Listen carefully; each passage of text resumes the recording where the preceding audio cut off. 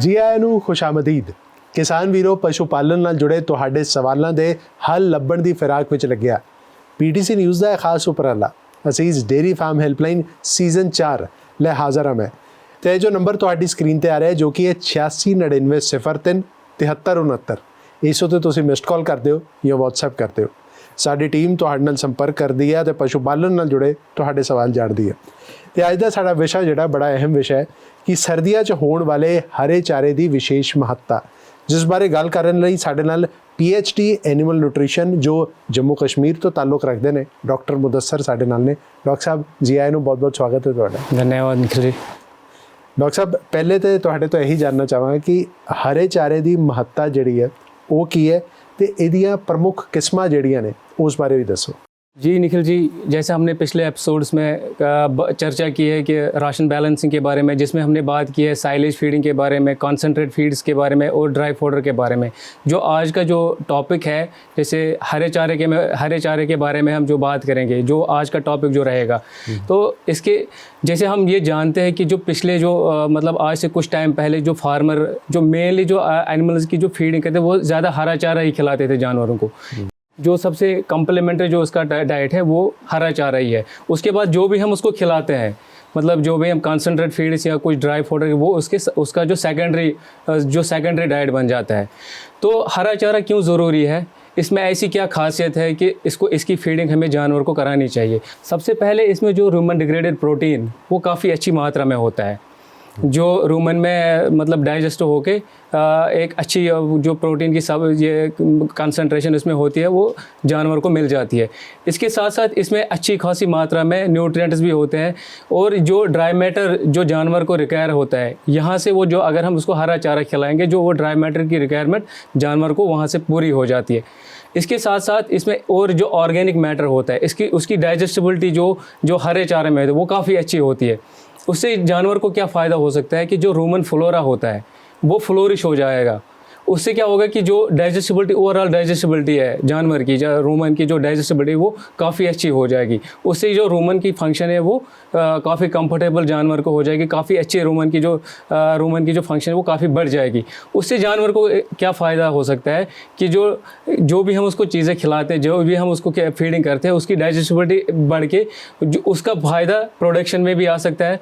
उसके साथ साथ जो मिल्क में जो फैट या SNF उसमें भी काफ़ी अच्छी इम्प्रूवमेंट हो जाएगी।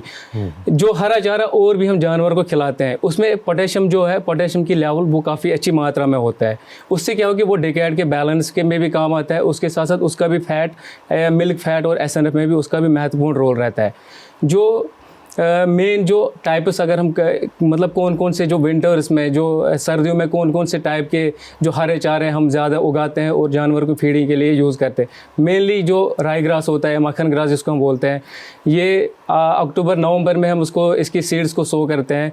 उसके बाद इसका जो पहला कट दिसंबर में आता है। इसमें भी जो प्रोटीन की कंसंट्रेशन वो 15 से 20% रहती है। इसमें न्यूट्रिएंट्स की मात्रा काफ़ी अच्छी रहती है जो जानवर के लिए काफ़ी फ़ायदेमंद हो सकती है। इसके साथ साथ हम बरसीम, जिसको हम किंग ऑफ फोडर बोलते हैं, किंग ऑफ फोडर इसलिए बोलते हैं उसकी जो उसमें भी जो प्रोटीन की जो या न्यूट्रिएंट्स की मात्रा वो काफ़ी अच्छी होती है। तो वो भी हम सर्दियों में जानवर को खिला सकते हैं। और बहुत कम मात्रा में जो ल्यूसर्न भी हम सर्दियों में जानवर को उसकी सोइंग कास्ट करके उसको हम जानवरों को सर्दियों में या फिर उसको आगे उसका है बना के गर्मियों के सीज़न में जब ग्रीन फोडर की शॉर्टेज होती है तब जाके हम जानवर को वो उसकी सप्लीमेंटेशन कर सकते हैं। बिल्कुल डॉक्टर साहब, बहुत ही विस्तारपूर्वक जानकारी दे रहे हैं। जिवें हरे चारे की गल की जा रही कि किस हद तक वो जानवर ਲਈ ਪਸ਼ੂ ਲਈ ਬਹੁਤ ਫਾਇਦੇਮੰਦ ਹੁੰਦਾ ਹੈ, ਭਾਵੇਂ ਉਹ ਡਾਈਜੈਸ਼ਨ ਦੇ ਹਵਾਲੇ ਨਾਲ ਹੋਵੇ, ਨਿਊਟ੍ਰੀਸ਼ਨ ਦੇ ਹਵਾਲੇ ਨਾਲ ਹੋਵੇ, ਸੁੱਕੇ ਮਾਦੇ ਦੇ ਹਵਾਲੇ ਨਾਲ ਹੋਵੇ। ਤੇ ਇਸ ਗੱਲ ਦੇ ਉੱਤੇ ਤੁਸੀਂ ਜਿਹੜਾ ਕਿਸਾਨ ਵੀਰੋ ਬਹੁਤ ਹੱਦ ਤੱਕ ਗੌਰ ਕਰਨਾ ਹੈ। ਪਰ ਇੱਥੇ ਡਾਕਟਰ ਸਾਹਿਬ, ਜਿਵੇਂ ਤੁਸੀਂ ਹੁਣੇ ਕਿਹਾ ਸੀ ਕਿ ਹਰਾ ਚਾਰਾ ਸ਼ੁਰੂ ਤੋਂ ਦਿੰਦੇ ਆ ਰਹੇ, ਪਰ ਉਹਦੇ ਨਾਲ ਜਦੋਂ ਦਾਣਾ ਜਾਂ ਫੀਡ ਜਿਹੜੀ ਹੈ ਉਹ ਪਸ਼ੂ ਨੂੰ ਦਿੱਤੀ ਜਾਂਦੀ ਹੈ ਤੇ ਉਸ ਦੌਰਾਨ ਕਿਹੜੀਆਂ ਖਾਸ ਗੱਲਾਂ ਦਾ ਧਿਆਨ ਜਿਹੜਾ ਹੈ ਉਹ ਰੱਖਣਾ बहुत ज़रूरी है। कई बार फार्मर क्या करता है कि वो ये समझता है कि जैसे उसने हरा चारा जानवर को खिलाया, उसके गाय का जो दूध है वो भी बढ़ जाता है, वो इसी में कई बार खुश रहता है। लेकिन वो ये नहीं सोचता है कि हमें और कुछ इसके साथ सप्लीमेंट करने या कुछ और फीड करने की ज़रूरत है। जैसे हमें कंसंट्रेट्स खिलाते हैं, मेनली क्या होता है कि जो जैसे हमने पीछे बात की कि इनमें प्रोटीन कंसंट्रेशन या कुछ ऐसे न्यूट्रिएंट्स अवेलेबल रहते हैं जो मतलब दूध की मात्रा को बढ़ाने में काफ़ी हेल्पफुल हो सकते हैं। लेकिन साथ साथ हमें ये भी ध्यान रखना है कि जो भी हम ये हरा चारा जानवर को खिलाते हैं, इसमें जो एनर्जी की मात्रा वो बहुत कम होती है। उससे क्या होता है कई बार कि जब अगर हम वो एनर्जी का ध्यान नहीं रखेंगे तो एनिमल क्या करता है, वो अपनी बॉडी की एनर्जी, वो जो बॉडी की रिजर्व्स होते हैं वो यूज़ करके मतलब बैलेंस कर देता है। तो एक समय आता है उसकी जानवर में, तो वो उसकी जो बॉडी कंडीशन है वो बॉडी कंडीशन को डाउन चला जाता है। उसका सीधा इफेक्ट आएगा उसकी प्रोडक्शन पे, उसकी रिप्रोडक्शन पे भी उसका सीधा इम्पैक्ट आएगा। तो हमें क्या करना चाहिए, हमें वो मतलब जैसे मैंने बोला कि इसमें एनर्जी की मात्रा कम होती है, तो हमें कुछ ऐसे फीड्स उनको मतलब हरे चारे के साथ उसको खिलानी चाहिए सो दैट कि एनर्जी बैलेंस हो जाए। उसको जैसे रूमन डिग्रेडेड प्रोटीन और रूमन अनडिग्रेडेड प्रोटीन को बैलेंस करके उसका एक रेशो होता है जो 60:40 जो रेशो हमें उसको मेंटेन करके इसकी जो जानवर को इसकी सप्लीमेंटेशन करनी ज़रूरी है। इसके साथ साथ और एक चीज़ का हमें ध्यान रखना है कि जो ये हरा चारा हम जानवर को खिलाते हैं उससे मैग्नीशियम की मतलब डेफिशिएंसी जानवर में होती है। तो उसके लिए हमें क्या करना चाहिए, उसके लिए हमें जो मैग्नीशियम की सप्लीमेंटेशन इसके साथ साथ हमें देना बहुत ज़रूरी है सो दैट कि मैग्नीशियम की डेफिशिएंसी ना हो। एज मैग्नीशियम ऑक्साइड हम उसकी सप्लीमेंटेशन इस हरे और एक मतलब एक बैलेंस्ड राशन के साथ हम उसको सप्लीमेंट कर सकते हैं। बिल्कुल डॉक्टर साहब बहुत ही विस्तारपूर्वक जानकारी इस अहम मुद्दे बारे ਦੇ ਰਹੇ ਨੇ। ਡਾਕਟਰ ਸਾਹਿਬ ਕਿਸਾਨ ਵੀਰਾਂ ਦੇ ਮਨਾਂ ਵਿੱਚ ਵੀ ਕੁਝ ਸਵਾਲ ਹੋਣਗੇ, ਉਹ ਵੀ ਅਸੀਂ ਤੁਹਾਡੇ ਤੱਕ ਪਹੁੰਚਾਵਾਂਗੇ, ਉਹਨਾਂ ਨਾਲ ਸਿੱਧਾ ਸੰਪਰਕ ਸਾਧਾਂਗੇ, ਕਾਲ ਦੇ ਜ਼ਰੀਏ ਜੁੜਾਂਗੇ ਬਸ ਇੱਕ ਛੋਟੇ ਜਿਹੇ ਬ੍ਰੇਕ ਤੋਂ ਬਾਅਦ। ਤੁਸੀਂ ਵੇਖਦੇ ਰਹੋ Asees dairy farm helpline season 4। Break तो बाद तुहाडा स्वागत है। तुसीं वेख रहे हो असीस डेयरी फार्म हैल्पलाइन सीजन 4 ਤੇ ਅੱਜ ਦਾ ਸਾਡਾ ਵਿਸ਼ਾ ਹੈ ਸਰਦੀਆਂ ਵਿੱਚ ਹੋਣ ਵਾਲੇ ਹਰੇ ਚਾਰੇ ਦੀ ਮਹੱਤਤਾ, ਜਿਸ ਬਾਰੇ ਗੱਲ ਕਰ ਰਹੇ ਨੇ ਸਾਡੇ ਨਾਲ ਡਾਕਟਰ ਮੁਦੱਸਰ ਜੋ PhD ਐਨੀਮਲ ਨਿਊਟ੍ਰੀਸ਼ਨ ਨੇ ਅਤੇ ਜੰਮੂ ਕਸ਼ਮੀਰ ਤੋਂ ਤਾਲੁਕ ਰੱਖਦੇ ਨੇ। ਡਾਕਟਰ ਸਾਹਿਬ ਹੁਣ ਤੱਕ ਬਹੁਤ ਹੀ ਵਿਸਤਾਰਪੂਰਵਕ ਤੁਸੀਂ ਜਾਣਕਾਰੀ ਦਿੱਤੀ ਹੈ। ਹੁਣ ਕਿਸਾਨ ਵੀਰਾਂ ਦੇ ਸਵਾਲ ਅਸੀਂ ਤੁਹਾਡੇ ਤੱਕ ਪਹੁੰਚਾਵਾਂਗੇ, ਉਸ ਦਾ ਜਵਾਬ ਤੁਸੀਂ ਦੇਣਾ ਹੈ। ਤੇ ਪਹਿਲੇ ਕਿਸਾਨ ਵੀਰ ਸਾਡੇ ਨਾਲ ਜੁੜ ਚੁੱਕੇ ਨੇ, ਉਹਨਾਂ ਦਾ ਸਵਾਲ ਕੀ ਹੈ ਉਹ ਜਾਣਦੇ ਹਾਂ। ਹਾਂਜੀ ਕੀ ਨਾਂ ਜੀ ਤੁਹਾਡਾ, ਕਿੱਥੋਂ ਬੋਲ ਰਹੇ ਹੋ? ਸਤਿ ਸ਼੍ਰੀ ਅਕਾਲ ਡਾਕਟਰ ਸਾਹਿਬ, ਮੇਰਾ ਨਾਮ ਪ੍ਰਕਾਸ਼ ਚੰਦ ਹੈ, ਮੈਂ ਪਿੰਡ ਕੁਤਵੇਵਾਲ ਜ਼ਿਲ੍ਹਾ ਲੁਧਿਆਣਾ ਤੋਂ ਬੋਲਦਾ ਜੀ। ਮੇਰਾ ਸਵਾਲ ਇਹ ਹੈ ਜੀ, ਰਾਈ ਘਾਹ ਜਾਂ ਮੱਖਣ ਘਾਹ ਜ਼ਿਆਦਾ ਮਾਤਰਾ ਵਿੱਚ ਪਾਉਣ ਨਾਲ ਪਸ਼ੂਆਂ ਵਿੱਚ ਰਿਪੀਟ ਬਰੀਡਿੰਗ ਦੀ ਸਮੱਸਿਆ ਆਉਂਦੀ है, ये गल कितनी कुछ सच है जी? जी निखिल जी, काफ़ी अच्छा क्वेश्चन पूछा है फार्मर भाई ने। ऐसा नहीं है कि मतलब जो राई ग्रास या कोई हरा चारा हम खिलाते हैं कि वही एक कारण हो सकता है रिपीट ब्रीडिंग का। अगर हम रिपीट ब्रीडिंग तभी एक फार्म पे कॉज हो सकती है, वो तभी रिपीट जानवर फार्मर के तभी रिपीट हो सकते हैं जब अगर हम उसको एक प्रॉपर वे में या प्रॉपर बैलेंस फीडिंग हम नहीं करेंगे, तब जाके ये मतलब जो जानवर है वो बार बार बोलेगा। मतलब जो भी हम हरा चारा उसको खिलाते हैं उसमें क्या है कि उसमें जो रूमन डिग्रेडेड प्रोटीन होता है वो काफ़ी अच्छी ज़्यादा मात्रा में होता है। तो वो रूमन में फर्मेंट होके उसमें अमोनिया मतलब वो अमोनिया में कन्वर्ट होता है। उससे क्या है कि जो ब्लड यूरिया नाइट्रोजन लेवल है वो एलिवेट होती है। तो वो एक कारण होता है कि जो फॉलिकुलर सिस्ट बन जाते हैं यूट्रस में। तो गाय को उसकी वजह से गाय को क्या होता है कि वो एक न्यूम्फोमैनिक कंडीशन, वो कई बार वो तीन चार दिन तक वो हीट पे रहती है। तो इसके लिए इसके अगर हमें अपने जानवर को बचाना है कि ये प्रॉब्लम उसको ना हो, हमें उसको एक प्रॉपर बैलेंस राशन उसको हमें खिलाना चाहिए सो दैट कि उसको कोई भी किसी भी चीज़ की डेफिशिएंसी ना हो। तो इसके लिए हमें एक मतलब काफ़ी अच्छे न्यूट्रिशनिस्ट को कंसल्ट करके एक उसके लिए हम एक डाइट चार्ट प्रिपेयर करके उसको अकॉर्डिंग टू दैट हम उसको फीडिंग करके ये प्रॉब्लम अपने फार्म से हम इसको काफ़ी हद तक कंट्रोल कर सकते हैं। बिल्कुल किसान वीरो, डॉक्टर साहब वालों जिहड़ी जानकारी दी जा रही है वो सिर्फ इस करके नहीं है कि तुसी इत्थे सुनो तो उन्होंने भुल जाओ। वो जानकारी इसलिए भी दी जा रही है कि उस उत्ते तुसी ध्यान देना है, तो जे अमल करोगे तो यह जिहड़ी समस्या है तुहाडे फार्म ते वो नहीं होएगी। इस दे नाल ही डॉक्टर साहब हुण अगले किसान वीर भी साडे नाल जुड़ चुके हैं, उन्होंने दा सवाल की है वो जानते हैं। हाँ जी की ना जी तुहाडा, कित्थों बोल रहे हो? ਡਾਕਟਰ ਸਾਹਿਬ ਸਤਿ ਸ਼੍ਰੀ ਅਕਾਲ, ਮੈਂ ਸੁਖਮੰਦਰ ਸਿੰਘ ਫਿਰੋਜ਼ਪੁਰ ਜ਼ਿਲ੍ਹੇ ਤੋਂ ਬਿਲੋਂਗ ਕਰਦਾ ਹਾਂ। ਜਿਹੜੇ ਤੁਸੀਂ ਸਰਦੀਆਂ ਦੇ ਹਰੇ ਪੱਠਿਆਂ ਦੀ ਗੱਲ ਕਰਦੇ ਹੁੰਦੇ ਨੇ, ਕਈ ਵਾਰ ਮੋਕ ਦੀ ਸਮੱਸਿਆ ਆ ਜਾਂਦੀ ਹੈ ਤੇ ਉਹਦੇ ਕੀ ਬਚਾਅ ਹਨ?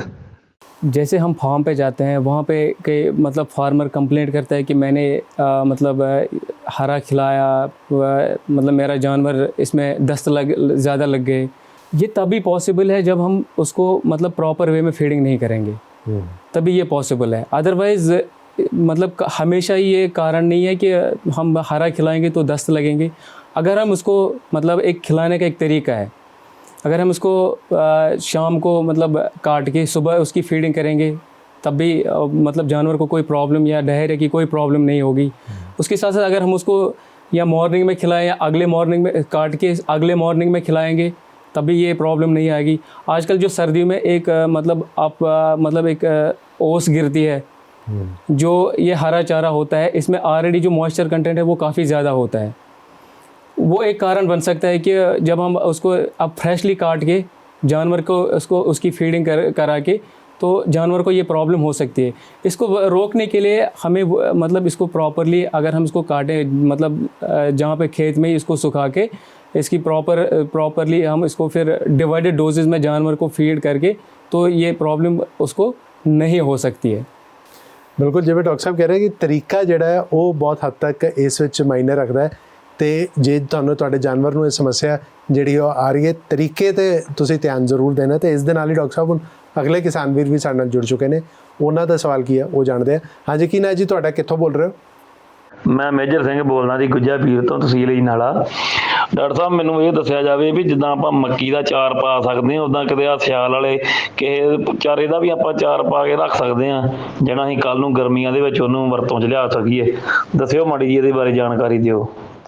जी निखिल जी, काफ़ी अच्छा क्वेश्चन पूछा है फार्मर भाई ने। जैसे हम मेज़ का साइलेज बनाते हैं, वैसे हम जो ये हरे चारे हैं इनको हम अगर हम प्रॉपरली कट करके सुखा के एक अच्छा भूसा तैयार कर सकते हैं, ठीक है। लेकिन भूसा बनाने के लिए हमें एक चीज़ का ध्यान रखना है कि जो इसके जो पत्ते होते हैं वो सारा प्रोटीन जो होता है इसमें वो इन्हीं में होता है। वो कहीं अगर गिर गए तो जो प्रोटीन है वो सारा डैमेज हो जाएगा, तो जानवर को वो जो प्रोटीन की कंसंट्रेशन मिलनी थी या न्यूट्रिएंट्स मिलने थे वो अवेलेबल नहीं रहेंगे। इसलिए इस चीज़ का हमें ध्यान रखना है कि हम इसको प्रॉपरली कट करें, प्रॉपरली सुखाएं। तो और इसका जो और एक चीज़ का ध्यान रखना है, इसको प्रॉपरली हमें स्टोर करना है। हम फिर इसको गर्मियों में जिस टाइम पे ग्रीन फॉडर की शॉर्टेज रहती है उस टाइम पे हम इसको यूज़ करके जो हाई मिल्किंग एनिमल्स में उनकी फीडिंग के लिए यूज़ कर सकते हैं, उनकी प्रोडक्शन को बढ़ा सकते हैं। साथ साथ जो हीफर्स हम अपने फार्म पे पालते हैं उनकी फीडिंग के लिए काफ़ी महत्वपूर्ण है ये, क्योंकि इनमें उनकी जो रिक्वायरमेंट्स है यहाँ से उनकी सारी रिक्वायरमेंट्स ऑलमोस्ट पूरी हो सकती है कि उनकी जो रिप्रोडक्टिव ऑर्गन्स या उनका बॉडी वेट ग्रो करने के लिए काफ़ी महत्वपूर्ण साबित हो सकता है। बिल्कुल डॉक्टर साहब, बहुत बहुत धन्यवाद तुहाडा इन्नी विस्तारपूर्वक जानकारी देने लई। मैनूं लगदा कि अज दे विषय मुतलक जो किसान वीर ने उन्हां नूं होर डिटेल च जिहड़ी है इस मुतलक जानकारी जरूर मिली होएगी कि किवें हरा चारा जिहड़ा है उन्हां दे पशुआं लई एक वरदान जिहड़ा है वो साबित हो सकदा है। बहुत बहुत धन्यवाद तुहाडा। धन्यवाद। तो इत्थे वेले एक छोटे ਜਿਹੇ ब्रेक दा, पर अज दे विषय मुतलक होर जानकारी लई असीं तुहानूं सिद्धा फार्म ते भी लै चलांगे। तुसीं वेखदे रहो Asees dairy farm helpline season 4। Break तो बाद तुहाडा स्वागत है। तुसीं वेख रहे हो असीस डेयरी फार्म हैल्पलाइन सीजन 4 ਤੇ ਅੱਜ ਦਾ ਸਾਡਾ ਵਿਸ਼ਾ ਹੈ ਕਿ ਸਰਦੀਆਂ 'ਚ ਹੋਣ ਵਾਲੇ ਹਰੇ ਚਾਰੇ ਦੀ ਵਿਸ਼ੇਸ਼ ਮਹੱਤਤਾ, ਤੇ ਇਸ ਬਾਰੇ ਹੋਰ ਜਾਣਕਾਰੀ ਲਈ ਅਸੀਂ ਤੁਹਾਨੂੰ ਸਿੱਧਾ ਫਾਰਮ ਤੇ ਲੈ ਚੱਲਦੇ ਹਾਂ। ਓਵਰ ਟੂ ਯੂ ਡਾਕਟਰ ਸਾਹਿਬ। ਹਾਂਜੀ, ਥੈਂਕ ਯੂ ਨਿਖਿਲ ਜੀ। ਜਿੱਦਾਂ ਆਪਾਂ ਨੂੰ ਡਾਕਟਰ ਸਾਹਿਬ ਨੇ ਬਹੁਤ ਹੀ ਵਿਸਤਾਰ ਸਮਝਾਇਆ ਕਿ ਜਿਹੜੇ ਪ੍ਰੋਟੀਨ ਜਰਾਸ ਹੁੰਦੇ ਆ ਉਹਨਾਂ ਦੇ ਕੀ ਫਾਇਦੇ ਤੇ ਨੁਕਸਾਨ ਹੁੰਦੇ ਆ, ਤਾਂ ਅੱਜ ਆਪਾਂ ਫਾਰਮ ਤੇ ਪਹੁੰਚੇ ਆ। ਆਪਾਂ ਫਾਰਮ ਤੇ ਦੇਖਾਂਗੇ ਕਿ ਜੇ ਆਪਣੇ ਕਿਸਾਨ ਵੀਰ ਪ੍ਰੋਟੀਨ ਜਰਾਸ ਜਿਹੜੇ ਆਪਣੇ ਸਰਦੀਆਂ 'ਚ ਜਿਵੇਂ ਰਾਈ ਜਰਾਸ, ਬਰਸੀਮ ਇਹਨਾਂ ਦੀ ਵਰਤੋਂ ਕਰ ਰਹੇ ਆ, ਤਾਂ ਇਹਨਾਂ ਦੇ ਆਪਾਂ ਨੂੰ ਕੀ ਫਾਇਦੇ ਦੇਖਣ ਨੂੰ ਮਿਲਦੇ ਆ, ਤੇ ਜੇ ਆਪਾਂ ਇਹਨਾਂ ਨੂੰ ਵਰਤ ਰਹੇ ਆ ਤਾਂ ਆਪਾਂ ਨੂੰ ਜਿਹੜੇ ਆਪਣੇ ਫਾਰਮ ਤੇ ਹੈ ਕਿਹੜੀਆਂ ਗੱਲਾਂ ਦਾ ਧਿਆਨ ਰੱਖਣਾ ਚਾਹੀਦਾ ਤਾਂ ਕਿ ਕਿਸੇ ਨੁਕਸਾਨ ਤੋਂ ਬਚਿਆ ਜਾ ਸਕਦੇ। ਆਪਾਂ ਗੱਲ ਕਰਾਂਗੇ ਕਿ ਜਿਹੜੇ ਪ੍ਰੋਟੀਨ ਜਰਾਸ ਹੈ, ਜਿੱਦਾਂ ਰਾਈ ਜਰਾਸ ਹੈ, ਬਰਸੀਮ ਹੈ, ਜਿਹਨੂੰ ਆਪਾਂ ਮੱਖਣ ਢਾਹ ਵੀ ਕਹਿ ਦਿੰਦੇ ਹਾਂ ਰਾਈ ਜਰਾਸ ਨੂੰ, ਅਤੇ ਬਰਸੀਮ ਹੈ, ਜੇ ਆਪਾਂ ਇਹਨਾਂ ਦੀ ਵਰਤੋਂ ਕਰ ਰਹੇ ਹਾਂ ਤਾਂ ਆਪਾਂ ਨੂੰ ਕੀ ਫਾਇਦੇ ਨੇ ਇਹਨਾਂ ਦੇ। ਤਾਂ ਸਭ ਤੋਂ ਪਹਿਲਾਂ ਆਪਾਂ ਗੱਲ ਕਰਾਂਗੇ ਕਿ ਇਹ ਜਿਹੜੇ ਪ੍ਰੋਟੀਨ ਜਰਾਸ ਹੈ ਇਹਨਾਂ ਵਿੱਚ ਜਿਹੜੀ ਪ੍ਰੋਟੀਨ ਦੀ ਮਾਤਰਾ ਬਹੁਤ ਜ਼ਿਆਦਾ ਹੁੰਦੀ ਹੈ, ਜਿਸ ਕਰਕੇ ਆਪਣੇ ਐਨੀਮਲ ਦਾ ਦੁੱਧ ਵਧਾਉਣ 'ਚ ਮਦਦ ਕਰਦੇ ਆ। ਉਸ ਤੋਂ ਬਾਅਦ ਗੱਲ ਕਰੀਏ, ਇਹਨਾਂ ਵਿੱਚ ਬਹੁਤ ਚੰਗੀ ਮਾਤਰਾ ਵਿੱਚ ਫਾਈਬਰ ਹੁੰਦਾ, ਇਹਦੇ ਵਿੱਚ ਚੰਗੀ ਮਾਤਰਾ ਐਜ਼ ਏ ਰਿਊਮਨ ਬਫਰ ਦਾ ਕੰਮ ਕਰਦੇ, ਜਿਹੜੇ ਆਪਣੇ ਐਨੀਮਲ ਦੀ ਪਾਚਨ ਸ਼ਕਤੀ ਨੂੰ ਵਧਾਉਂਦੇ ਆ। ਉਸ ਤੋਂ ਬਾਅਦ ਆਪਾਂ ਗੱਲ ਕਰੀਏ, ਇਹਦੇ ਵਿੱਚ ਕੁਛ ਗੱਲਾਂ ਨੇ ਜਿਨ੍ਹਾਂ ਦਾ ਆਪਾਂ ਖਾਸ ਧਿਆਨ ਰੱਖਣਾ। ਸਭ ਤੋਂ ਪਹਿਲਾਂ ਜੀ, ਜਿਹੜੇ ਆਪਣੇ ਹਰੇ ਪੱਠੇ ਦੀ ਕਟਿੰਗ ਆ, ਦੇਖੋ ਜੇ ਆਪਾਂ ਆਪਣੇ ਹਰੇ ਪੱਠਿਆਂ 'ਤੇ ਯੂਰੀਆ ਦੀ ਸਪਰੇਅ ਹੋ ਰਹੀ ਆ ਤਾਂ ਕੋਸ਼ਿਸ਼ ਕਰੋ ਕਿ ਉਸ ਤੋਂ ਬਾਅਦ ਘੱਟੋ ਘੱਟ 10 ਦਿਨ ਬਾਅਦ ਉਹ ਪੱਠੇ ਦੀ ਕਟਿੰਗ ਕਰਕੇ ਉਹ ਪੱਠਾ ਆਪਣੇ ਐਨੀਮਲ ਨੂੰ ਪਾਓ। ਅਤੇ ਉਹ ਕੋਸ਼ਿਸ਼ ਕਰੋ ਯੂਰੀਆ ਦੀ ਸਪਰੇਅ ਤੋਂ ਬਾਅਦ ਘੱਟੋ ਘੱਟ ਇੱਕ ਪਾਣੀ ਵੀ ਆਪਣੇ ਪੱਠਿਆਂ 'ਚ ਜ਼ਰੂਰ ਲੱਗਿਆ ਹੋਣਾ ਚਾਹੀਦਾ। ਉਸ ਤੋਂ ਬਾਅਦ ਜਿੱਦਾਂ ਆਪਾਂ ਅੱਜ ਕੱਲ੍ਹ ਦੇਖ ਰਹੇ ਹਾਂ, ਧੁੱਪ ਘੱਟ ਚੜ੍ਹ ਰਹੀ ਹੈ, ਜਿੱਦਾਂ ਦਾ ਮੌਸਮ ਹੈ, ਜਿਹੜੇ ਆਪਣੇ ਹਰੇ ਪੱਠੇ ਆ ਉਹਨਾਂ ਵਿੱਚ ਮੋਇਸਚਰ ਬਹੁਤ ਜ਼ਿਆਦਾ ਹੁੰਦਾ, ਜਿਸ ਕਰਕੇ ਜੇ ਆਪਾਂ ਉੱਦਾਂ ਬਿਨਾਂ ਸੁਕਾਏ ਪੱਠੇ ਪਾ ਰਹੇ ਹਾਂ ਤਾਂ ਆਪਣੇ ਐਨੀਮਲਾਂ ਨੂੰ ਡਾਇਰੀਆ ਲੱਗਣ ਦੇ ਚਾਂਸ ਬਹੁਤ ਵੱਧ ਜਾਂਦੇ ਆ। ਅਤੇ ਜਿਹੜੀ ਤੀਜੀ ਗੱਲ ਦਾ ਧਿਆਨ ਰੱਖਣਾ ਹੈ ਕਿ ਜੇ ਆਪਾਂ ਪੱਠਿਆਂ ਨੂੰ ਫਾਰਮ 'ਤੇ ਸ਼ੁਰੂ ਕਰ ਰਹੇ ਹਾਂ, ਪੱਠੇ ਸ਼ੁਰੂ ਕਰ ਰਹੇ ਹਾਂ, ਤਾਂ ਉਹਦੀ ਮਾਤਰਾ ਹੌਲੀ ਹੌਲੀ ਵਧਾਓ। ਜਿੱਦਾਂ ਅੱਜ 10 ਕਿਲੋ ਪਾ ਲਿਆ, 15 ਕਿਲੋ, 20 ਕਿਲੋ। ਜੇ ਆਪਾਂ ਇੱਕੋ ਦਮ ਪੱਠਿਆਂ ਦੀ ਮਾਤਰਾ ਵਧਾ ਰਹੇ ਹਾਂ ਤਾਂ ਉਹਦੇ ਕਰਕੇ ਵੀ ਆਪਣੇ ਫਾਰਮ 'ਤੇ ਡਾਇਰੀਆ ਲੱਗਣ ਦੇ ਚਾਂਸ ਬਹੁਤ ਵੱਧ ਜਾਂਦੇ ਆ। ਤਾਂ ਇਹ ਜਿਹੜੀ ਅਖੀਰ 'ਤੇ ਮੈਂ ਗੱਲ ਕਰੂੰਗਾ, ਆਪਣੇ ਕਿਸਾਨ ਵੀਰ ਕਈ ਇਹਦੇ ਵਿੱਚ ਪ੍ਰੋਟੀਨ ਜ਼ਿਆਦਾ ਹੋਣ ਕਰਕੇ ਇਹਦੀ ਮਾਤਰਾ ਬਹੁਤ ਜ਼ਿਆਦਾ ਵਧਾ ਦਿੰਦੇ ਆ ਅਤੇ ਫੀਡ ਦੀ ਮਾਤਰਾ ਬਿਲਕੁਲ ਘੱਟ ਕਰ ਦਿੰਦੇ ਆ। ਤਾਂ ਉਹਦੇ ਕਰਕੇ ਆਪਾਂ ਨੂੰ, ਕਿਉਂਕਿ ਜਿਹੜੇ ਆਪਣੇ ਹਰੇ ਪੱਠੇ ਆ ਇਹਦੇ ਵਿੱਚ ਪ੍ਰੋਟੀਨ ਤਾਂ ਬਹੁਤ ਵਧੀਆ ਮਾਤਰਾ 'ਚ ਹੁੰਦਾ, ਪਰ ਜਿਹੜੀ ਐਨਰਜੀ ਬਹੁਤ ਘੱਟ ਹੁੰਦੀ ਹੈ। ਅਤੇ ਜੇ ਆਪਾਂ ਪੱਠੇ ਵਧਾ ਰਹੇ ਹਾਂ, ਫੀਡ ਘਟਾ ਰਹੇ ਹਾਂ, ਤਾਂ ਜਿਹੜੇ ਆਪਣੇ ਐਨੀਮਲਸ 'ਚ BCS ਦੀ ਕਮੀ ਆਊਗੀ, ਕਿਉਂਕਿ ਉਹਨਾਂ ਵਿੱਚ ਐਨਰਜੀ ਸ਼ਾਰਟ ਹੋ ਜਾਂਦੀ ਹੈ। ਅਤੇ ਇਸ ਕਰਕੇ ਬਹੁਤ ਜ਼ਿਆਦਾ ਆਪਣੇ ਐਨੀਮਲ 'ਚ ਰਿਪੀਟ ਬਰੀਡਿੰਗ ਦੇ ਚਾਂਸ ਬਹੁਤ ਵੱਧ ਜਾਂਦੇ ਆ। ਤਾਂ ਐਂਡ 'ਤੇ ਮੈਂ ਇਹੀ ਕਹੂੰਗਾ, ਜੇ ਆਪਾਂ ਹਰੇ ਪੱਠੇ ਦੀ ਖੁੱਲ੍ਹੀ ਵਰਤੋਂ ਕਰ ਰਹੇ ਹਾਂ ਤਾਂ ਤੁਸੀਂ ਇੱਕ ਵਧੀਆ ਐਨੀਮਲ ਨਿਊਟ੍ਰੀਸ਼ਨਿਸਟ ਤੋਂ ਉਹਦੀ ਜਿਹੜੀ ਡਾਈਟ ਹੈ, ਉਹਦੀ ਜਿਹੜੀ ਫੀਡ ਹੈ, ਉਹ ਸੈੱਟ ਕਰਵਾਓ। ਕਿਉਂਕਿ ਜੇ ਆਪਾਂ ਪੱਠੇ ਵਰਤ ਰਹੇ ਹਾਂ, ਪ੍ਰੋਟੀਨ ਜ਼ਿਆਦਾ, ਤਾਂ ਤੁਸੀਂ ਕੋਸ਼ਿਸ਼ ਕਰੋ ਜਿਹੜੀ ਆਪਾਂ ਫੀਡ ਪਾ ਰਹੇ ਹਾਂ ਉਹ ਹਾਈ ਐਨਰਜੀ ਅਤੇ ਉਹਦੇ 'ਚ ਪ੍ਰੋਟੀਨ ਘੱਟ ਹੋਵੇ। ਤਾਂ ਇਹ ਕੁਛ ਗੱਲਾਂ ਨੇ ਜਿਹੜੀਆਂ ਮੈਂ ਕਿਸਾਨ ਵੀਰਾਂ ਨੂੰ ਅਪੀਲ ਕਰੂੰ ਕਿ ਸਰਦੀਆਂ 'ਚ ਇਹਨਾਂ ਗੱਲਾਂ ਦਾ ਧਿਆਨ ਰੱਖੋ ਤਾਂ ਕਿ ਆਪਾਂ ਕਿਸੇ ਤਰ੍ਹਾਂ ਦੇ ਨੁਕਸਾਨ ਤੋਂ ਬਚਿਆ ਜਾ ਸਕੇ। ਧੰਨਵਾਦ ਜੀ ਡਾਕਟਰ ਸਾਹਿਬ, ਬਹੁਤ ਧੰਨਵਾਦ ਤੁਹਾਡਾ ਇਸ ਸਾਰੀ ਜਾਣਕਾਰੀ ਲਈ। ਤੇ ਇਹ ਜੋ ਨੰਬਰ ਤੁਹਾਡੀ ਸਕਰੀਨ ਤੇ ਆ ਰਿਹਾ ਹੈ, ਜੋ ਕਿ 8699037369, ਇਸ ਉੱਤੇ ਮਿਸਡ ਕਾਲ ਕਰਨੀ ਜਾਂ WhatsApp ਕਰਨਾ ਨਾ ਭੁੱਲਿਓ। ਸਾਡੀ ਟੀਮ ਤੁਹਾਡੇ ਨਾਲ ਸੰਪਰਕ ਕਰੇਗੀ ਅਤੇ ਪਸ਼ੂ ਪਾਲਣ ਨਾਲ ਜੁੜੇ ਤੁਹਾਡੇ ਸਵਾਲ ਜਾਣੇਗੀ। ਫਿਲਹਾਲ ਮੈਨੂੰ ਦਿਓ ਇਜਾਜ਼ਤ, ਤੇ ਆਪਣਾ ਤੇ ਆਪਣੇ ਪਸ਼ੂਆਂ ਦਾ ਚੰਗੀ ਤਰ੍ਹਾਂ ਧਿਆਨ ਰੱਖਿਓ। ਰੱਬ ਰੱਖਾ।